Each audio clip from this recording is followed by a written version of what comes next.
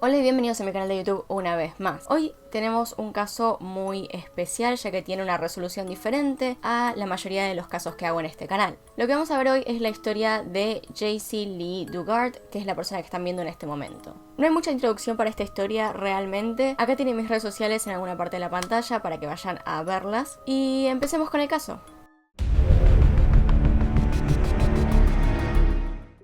Esto empieza en el año 1990, alrededor de septiembre, ya que es en esta fecha cuando ella y su familia se mudan desde el condado de Los Ángeles hasta California. Pensaban en realidad que este lugar era una comunidad más segura y por eso decidieron hacer toda la mudanza de su familia. En el momento Jaycee estaba en quinto grado y se preparaba para un viaje escolar. Estaba cerca de su madre, Terry Provin, y de su hermanastra Shayna, que nació en 1990, es decir, el año en el que se mudaron. Su padre biológico era Ken Slayton. No es realmente tan importante para la historia, pero también tengo que aclarar que él no sabía que tenía hijos. A su vez, la madre se casó con otra persona que era Carl Provin, quien nunca realmente estuvo muy cerca de la chica. Entonces, un año después, en 1991, específicamente el 10 de junio, la madre de Jaycee se va a trabajar normalmente. Ella trabajaba en una imprenta, así que se fue de la casa temprano. Jaycee, en ese momento tan solo tenía 11 años, iba vestida con su color favorito, que era el rosa, y se encaminaba derecho a la escuela, así que tenía que ir por la colina arriba de su casa y subir hasta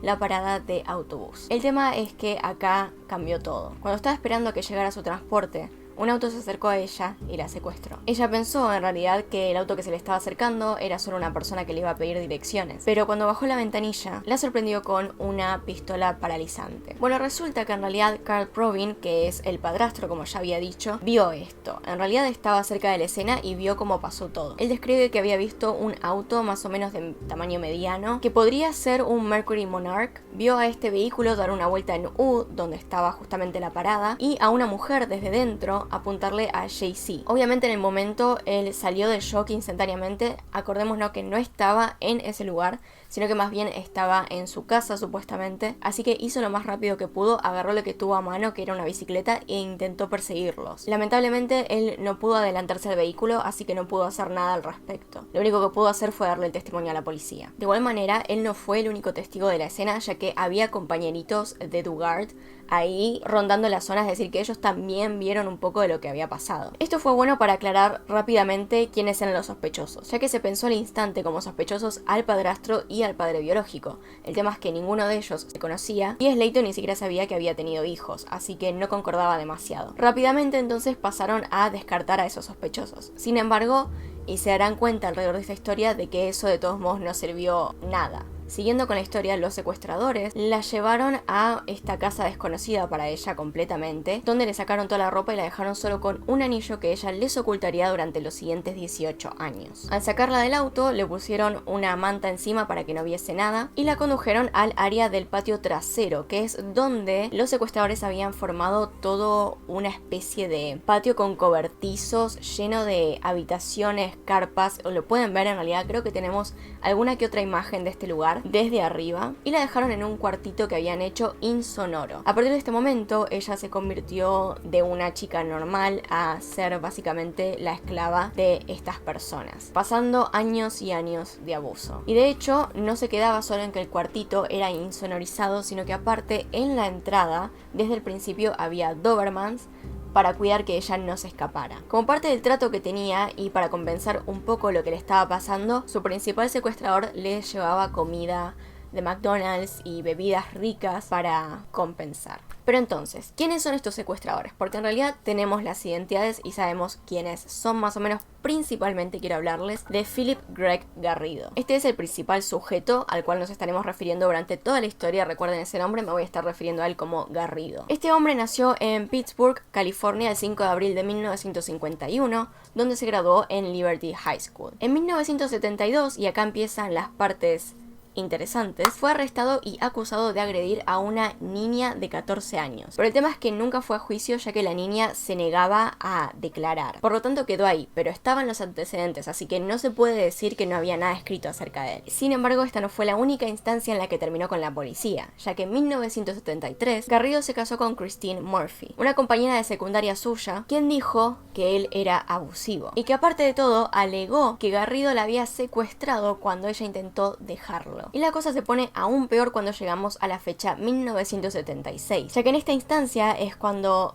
Garrido secuestró a Catherine Callaway, de 25 años, justamente en South Lake Tahoe, California. Ahora, recuerden este lugar porque es donde pasó lo de Jay-Z. Él llevó a Catherine a un almacén donde abusó de ella por 5 horas, hasta que un oficial de policía notó un auto afuera de la unidad y también la cerradura rota. Él llamó a la puerta y fue recibido por Garrido para luego ser interrumpido por justamente Callaway pidiendo ayuda. Garrido en ese momento fue arrestado y esto sí quedó en el expediente. Esto se podía leer si ibas a ver antecedentes penales. Entonces fue acusado y condenado. También se le hizo una revisión psiquiátrica dando resultados, primero como que era un desviado sexual y que tenía problemas con las drogas, y luego dando que en realidad tenía un examen neurológico normal y que no le pasaba nada. No sé de dónde proviene el error, no sé quién hizo el examen final, no tengo idea quién hizo ese diagnóstico, pero quedó así, quedó como que no estaba mal de la cabeza ni nada y como que no necesitaba particularmente tratamiento psiquiátrico. Pero de todos modos fue declarado culpable en 1977 y un mes después comenzó a cumplir una condena federal de 50 años. Es en la penitenciaría de Leavenworth en Kansas que conoce a la persona que lo ayudaría con el crimen que conocemos ahora, del cual estamos hablando, de Jay-Z. Esta persona que ven acá es Nancy. Nancy estaba en ese momento visitando a otra persona que era su tío. Ahí es como se conocieron, ese fue el comienzo de su historia amorosa. Así que el 5 de octubre de 1981 se casaron en Leavenworth, es decir, se casaron adentro de la prisión. Y el 22 de enero de 1988 liberan a Garrido. Así que lo trasladaron desde la prisión hasta el hogar de su madre, donde cumpliría con libertad condicional. Sería vigilado, lo mantendrían con un brazalete de estos con GPS y se supone que no podría salir hasta cierta distancia, lo cual luego nos enteraremos que no cumplió. Y también quiero que quede claro que a partir de las denuncias de esta chica de 14 años que habíamos visto antes, no le permitieron estar cerca de chicos, lo cual también nos enteramos después que incumplió. Pero volvamos a Jay-Z. Entonces, los padres se enteran de todo esto, el padrastro de la chica le cuenta a la madre todo lo que pasó, todo lo que vio y que no pudo seguir al auto. Entonces empieza la búsqueda. Se enteran los medios locales y nacionales de todo lo que pasa, empiezan a pasarlo por las noticias, empiezan a correr la voz por todo el barrio y comienza una búsqueda intensiva de esta chica. En pocos días, docenas de voluntarios aparecen. Empiezan a buscarla por todas partes. Más tarde ya había folletos por todas partes. Estaba la cara de esta chica en todos lados. Y también para usar como tributo, como recordatorio de Jay-Z, empezaron a poner cintitas rosas, que era su color favorito, colgadas en todo el barrio. Al mismo tiempo, Terry Provin fundó un grupo llamado Jay-Z's Hope, que dirigía justamente a los voluntarios que quisieran buscar a la chica y también recaudaba fondos para la causa. Incluso se hizo una canción para Jay-Z, se hizo una canción para crear más conciencia, la transmitieron en todas partes, salió una cinta, la empezaron a vender para recaudar más fondos para buscarla. Fue toda una situación intensa, es decir, todo el mundo sabía de esto y realmente se la buscó en todas partes, es decir, por parte de la gente, por parte de los voluntarios se hizo todo lo que pudieron. Yo creo principalmente que el error estuvo en la policía y ya vamos a ver por qué. Incluso Child Quest International y el Centro Nacional para Niños Desaparecidos participaron en la búsqueda.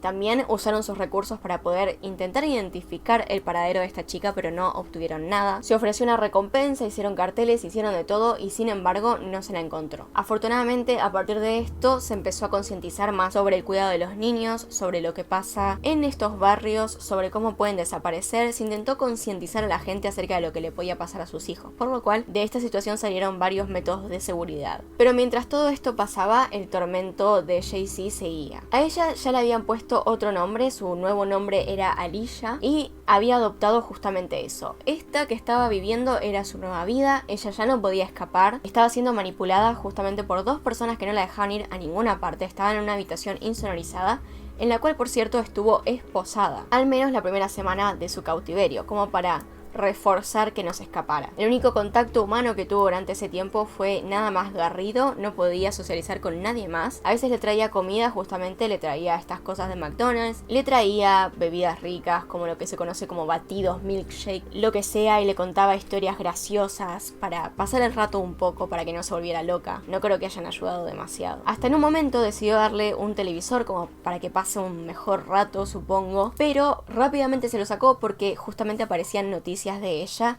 desaparecida. Ya les dije que fue un caso que en ese lugar se trató muchísimo, todo el mundo sabía la historia, así que le tuvo que sacar la televisión o se iba a enterar de que la estaban buscando. Le empezó a explicar a Jay-Z que en realidad había voces en su cabeza, eran como ángeles demonios que le decían que tenía que hacer esto para poder controlar sus impulsos, que ella lo estaba ayudando, que iba a ser por un bien mayor, que él era una especie de sirviente de Dios, que era el nuevo Mesías, que traía verdad y todo eso. Le explicó una barbaridad de cosas que evidentemente significaban que tenía problemas que nadie había tratado. Y se lo explicaba todo a ella como si fuese a justificar lo que le estaba haciendo. Aparte de estos arranques, también tenía otros en los cuales después de abusar de ella se intentaba no solo justificar, sino que aparte se ponía a llorar y a pedirle disculpas acerca de lo que estaba haciendo, pero que le hacía bien, que era para controlar sus impulsos, etc. Una banda de excusas y sollozos interminable, que ella tuvo que sufrir durante años. Aparte de esto, también terminaba la conversación en que la iba a vender a gente que le iba a tener encerrada para siempre, para de paso meter miedo. Dejando eso de lado, a los 7 meses de cautiverio, Garrido decidió presentarle a Jay-Z a su esposa Nancy, quien en ese momento se hizo la buena persona, le llevó unos peluches, un poco de leche con chocolate y le presentó también las mismas disculpas que Garrido le estaba diciendo antes a la niña. Perdón, no puedo creer que estemos haciendo esto, perdón por secuestrarte, pero de vuelta es por un bien mayor, etc. Sin embargo, Jay-Z dice que en realidad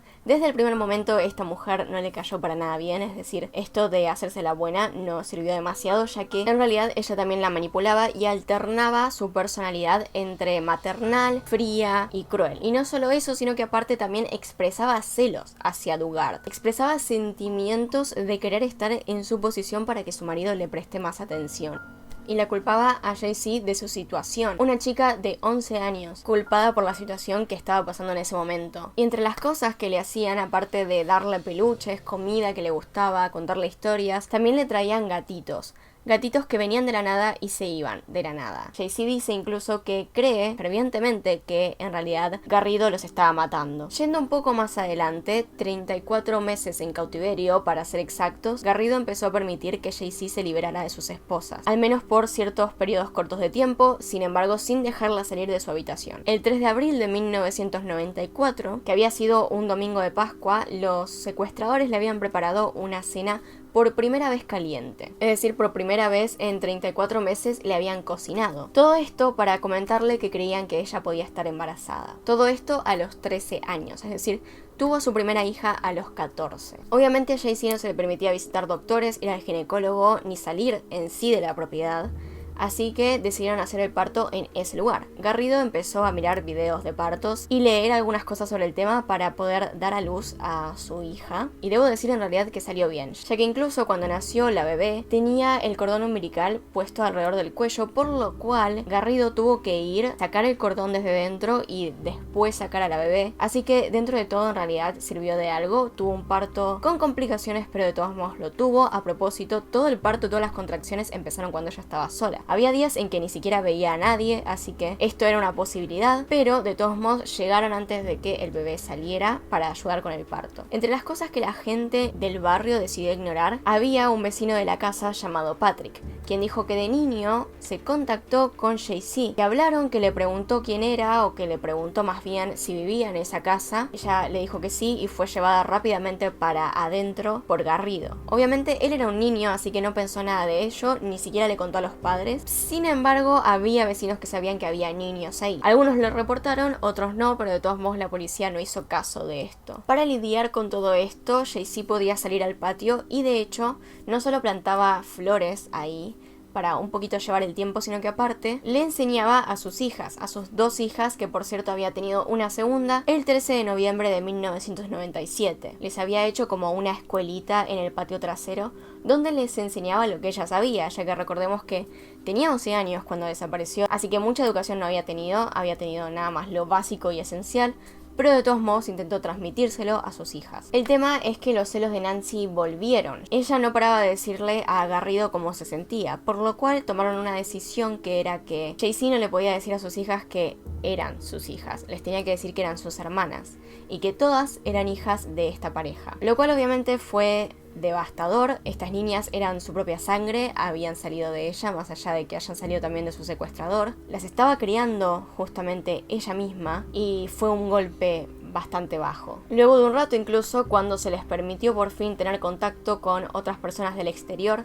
siguieron con esta mentira. Ninguna de las tres nunca dijo la verdad acerca de lo que estaba pasando, ni de que en realidad no eran hijas de esta pareja. En un momento, luego de unos años, Garrido empezó a operar un nuevo negocio. Se decidió por tener una imprenta y en esta imprenta puso a trabajar a Jay-Z. El tema es que muchas personas se quejan de que en este momento Jay-Z pudo haber pedido ayuda. En realidad, pudo haber pedido ayuda muchas veces. Y mientras que una parte del público que veía esta historia comentaba justamente que en realidad ella pudo haber salido, pero que tal vez estaba enamorada de su secuestrador, en realidad no era así.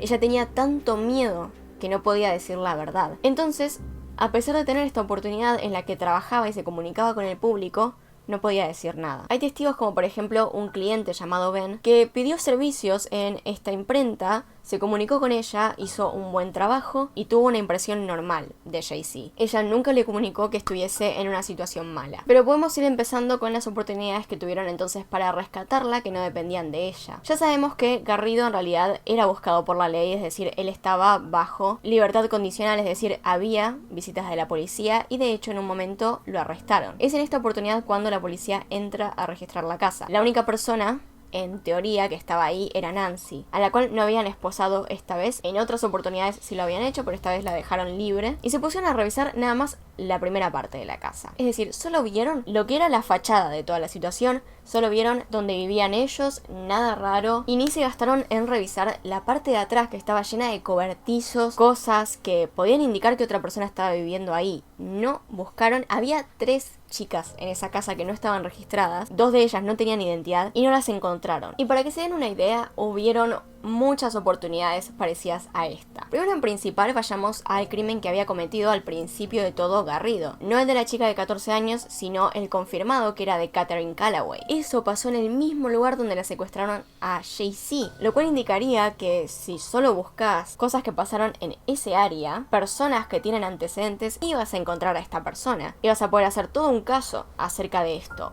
Pero no, ningún policía se molestó en comprobar estas cosas al momento de la desaparición de Jay-Z. Entre las apariciones también está el 22 de abril de 1992, cuando una persona en una estación de servicio vio a Jay-Z cerca de la casa de los Garridos, incluso viendo ella una foto de sí misma en un cartel de Se Busca, es decir, en un cartel buscándola a ella. Se había quedado mirando fijo el cartel y una persona lo había reportado y nada salió de la situación, estando tan cerca del lugar. En 2006, y que quede esto claro, Garrido tenía todavía constancia de que no se podía acercar a niños. Un vecino de él llamó al 911 diciendo que había carpas en el patio trasero y se escuchaban niños. Así que fue un oficial de policía hasta el lugar, habló 30 minutos con este vecino enfrente de la casa y se fue alegando de que no había ninguna violación todavía.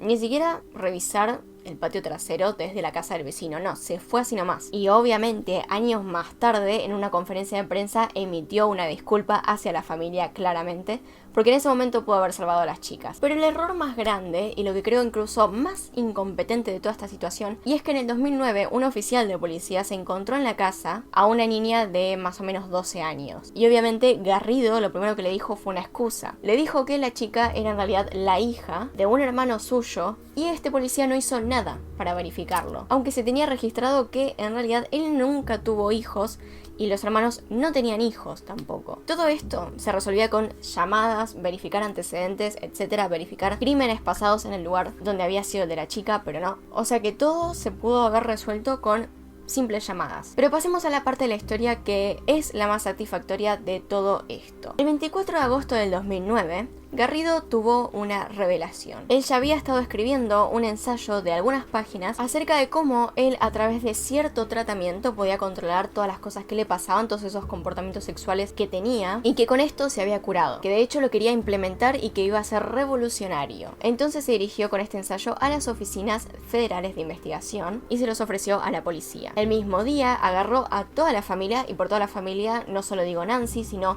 a las 3 chicas también, y se fue a la oficina de la policía en la Universidad de California en Berkeley. Allí él quería realizar un evento especial en el cual expresara el deseo de Dios que le había sido llevado hacia él y que lo había curado también, ¿no? Él quería hacer una presentación en esta universidad. No sé por qué llevó a toda la familia, no tengo entendido por qué realmente, pero así lo hizo, se fueron de paseo por ahí y es en este lugar cuando dos personas percibieron algo extraño. Percibieron algo extraño en las chicas. Entre ellas estaba una oficial de policía y la persona que los atendió al momento de hacer una cita para discutir esto del evento especial que Garrido quería realizar. Esta mujer era una gerente de eventos especiales en esta universidad y se llamaba Lisa Campbell. Ella había percibido un comportamiento algo errático por parte de las chicas, no le parecía que actuaran normal, por lo cual decidió hacer algo para comprobar sus sospechas, que digamos, no perdía nada al hacer esto. Le pidió a Garrido que hiciera una segunda cita al siguiente día para discutir más en profundidad su evento. Es en este momento cuando él escribe su nombre completo ahí para reservar la cita, y ese fue un movimiento completamente inteligente, ya que con esta información lo único que tenía que hacer era llevárselo al oficial de policía que había sentido que algo estaba mal y así comprobar su historial, sus antecedentes. Es acá cuando descubren que él era un delincuente sexual con libertad condicional, que aparte no tenía permitido estar cerca de niños. Entonces ellos simplemente siguieron con la cita, la familia vino toda completa a las 2 p.m. del siguiente día, y acá la oficial que había sido parte de todo esto, Ailey Jacobs, pudo tener a las chicas más de cerca y percibió justamente que no recibían nada de luz solar, que estaban demasiado pálidas, que actuaban demasiado a la defensiva, que algo no andaba bien. Entonces Jacobs decide llamar a la oficina de libertad condicional para transmitir estas preocupaciones que tenía acerca de este sujeto, ya que ahora tenía el nombre completo, su historial y aparte esta nueva situación que había aparecido. Después de escuchar este mensaje que había dejado, 2 oficiales de policía se presentaron en la escena y condujeron hasta la casa de Garrido para justamente ver si esto era verdad, si las chicas estaban con él. En la casa, por supuesto, encontraron a toda la familia, por lo cual fueron todos juntos hasta la oficina de libertad condicional, donde se las separaron a las chicas de estos 2 responsables. Es ahí donde por fin tuvieron una conversación con ellas. Luego de mucha presión, por fin admitieron que no era lo que parecía, que ellas no eran hijas de estas personas. Mientras, en otra habitación, Nancy decía que en realidad él era el padre de las chicas, que era muy bueno con sus hijos y que había cambiado, que todo estaba bien, pero no duró mucho, ya que de vuelta, después de mucha presión, al fin Jaycee pudo decir que Alicia no era su verdadero nombre, y estaba tan asustada, pero tan asustada de lo que le podría pasar, que no pudo decirlo en voz alta, lo tuvo que escribir en un papel. Recién después de pedir esto, escribió ahí su nombre completo, Jaycee, y por fin pudieron llamar a su madre. Algunas personas de vuelta pensaron que en realidad ella tenía síndrome de Estocolmo apenas salió la noticia de que la encontraron, ya que nunca pidió ayuda al respecto. Y obviamente Garrido admitió todos los abusos, admitió que ellas eran en realidad sus hijas, excepto Jaycee. Pero realmente no podemos hablar de que sea síndrome de Estocolmo, ya que en realidad ella no estaba enamorada de él, ni tampoco se quería quedar. Ella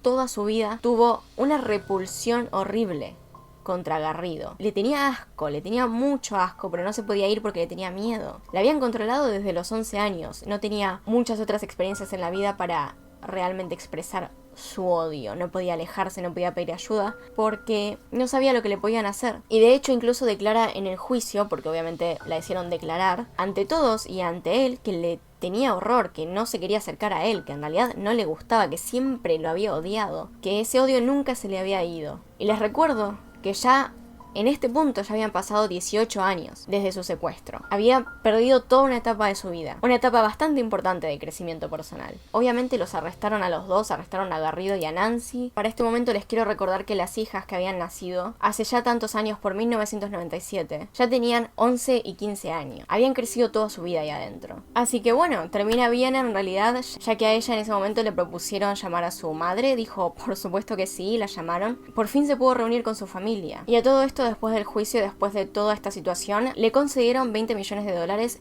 por el hecho de que unos oficiales de policía que fueron a registrar la casa no pudieron encontrar a 3 chicas sin identificar adentro de la casa. Por no buscar en el patio trasero, les consumieron muchísimos años de su vida. Por lo tanto, obviamente ganó el juicio contra los Estados Unidos, en el cual se le consiguió esta cantidad de dinero, ya que obviamente era una total injusticia. Pudieron haber resuelto todo en ese momento, pero no, por la incompetencia de estas personas, siguió como si nada. Y todo finalmente se resolvió. Obviamente ella perdió muchos años de su vida, sus hijas también.